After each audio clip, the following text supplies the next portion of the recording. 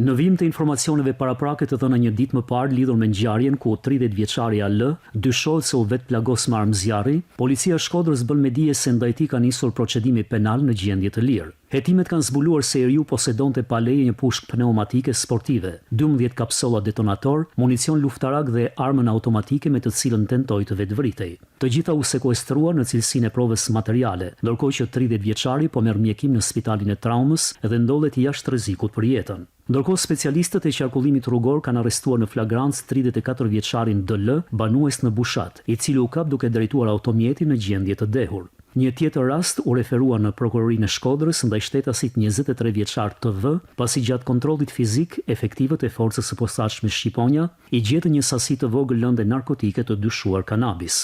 Po ashtu dy të rinj, një 19 vjeçar dhe një 17 vjeç, po hetohen në gjendje të lirë pasi dyshohet se hodhën sende të forta drejt tifozëve gjatë ndeshjes Vllaznia Elbasani. Në policinë e Shkodrës janë referuar gjithashtu për vlerësim edhe disa kallëzime të tjera. Materialet procedurale për të gjitha rastet janë referuar prokurorisë së Shkodrës për veprime të mëtejshme.